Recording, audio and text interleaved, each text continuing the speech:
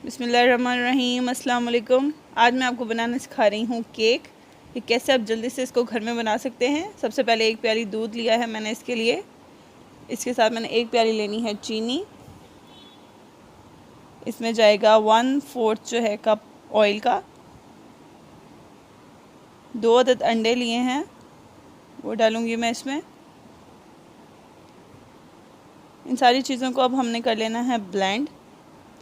Cake बनाने का बहुत ही आसान तरीका बता रही हूँ मैं आपको। अगर आपके पास बीटर नहीं है या आप उसको हैंड के साथ अच्छे से बीट नहीं कर सकते हैं तो आप उसको ब्लेंडर में बहुत इजीली बना सकते हैं। आप इसको ब्लेंड करें। इसको हाई स्पीड पे आपने ब्लेंड करना है ताकि जो इसका मटेरियल है बहुत अच्छे से बीट हो जाए। इसमें कुछ भी ऐसा ना रह जाए जो अच्छे से ना बीट हुआ हो। मैदा लिया है मैंने 2 कप, तो हमने इसको करने हैं स्ट्रेन। तो स्ट्रेनिंग का मैंने आपको पहले भी बताया था कि इसकी स्ट्रेनिंग आपने बहुत अच्छे से करनी है, क्योंकि जो इस तरह इसमें एयर जो है वो एयर बबल्स बहुत अच्छे से आ जाते हैं।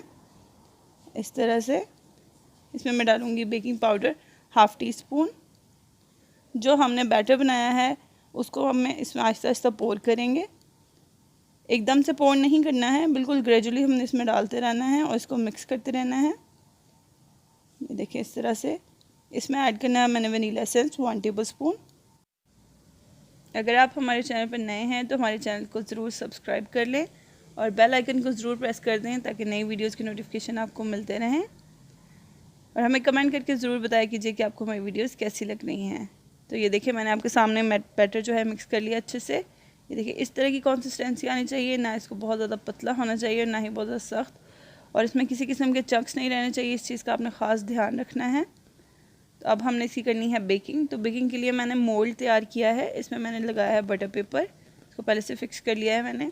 इसकी हमने करनी है ऑयल के साथ ग्रीसिंग। ग्रीसिंग हमने इसलिए करनी है ताकि जो बैटर है वो जले नहीं। अब इसमें हम पोर कर देंगे बैटर को आहिस्ता से।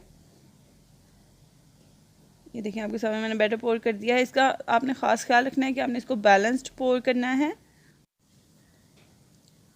अब हमने एक पैन को प्री हीट कर लिया है। 15 मिनट्स मैंने इसको प्री हीट किया है। जो मोल्ड है हमारा हम इसमें रखेंगे और इसको हमने बेक करना है 30 to 40 मिनट्स के लिए। जो फ्लेम है हमने वो मीडियम ही रखना है, बहुत ज़्यादा लो या बहुत ज़्यादा हाई नहीं रखना है। तो मैं इसको ढाँप दूँगी।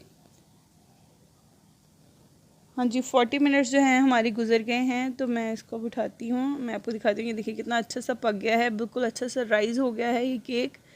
अभी हम इसको चेक करते हैं स्टिक की मदद से। अगर जो बैटर है वो स्टिक को लग जाएगा तो इसका मतलब है ये कच्चा है अभी।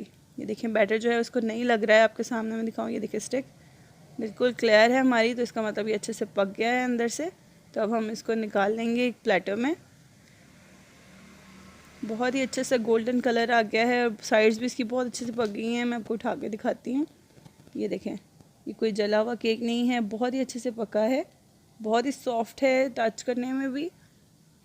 कट करके देखते हैं इसको।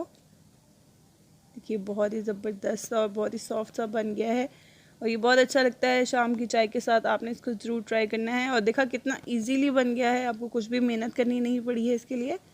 ये देखें बहुत ही मज़े का बना है और खुशबू भी बहुत अच्छी आ रही है। ये कितना सॉफ्ट है, ये देखिए बहुत ही मज़े का, बहुत ही सॉफ्ट सा और बहुत ही इजी रेसिपी। इसको ज़रूर ट्राई कीजिएगा और मुझे ज़रूर बताइएगा कमेंट करके कि आपको ये कैसी लगी है।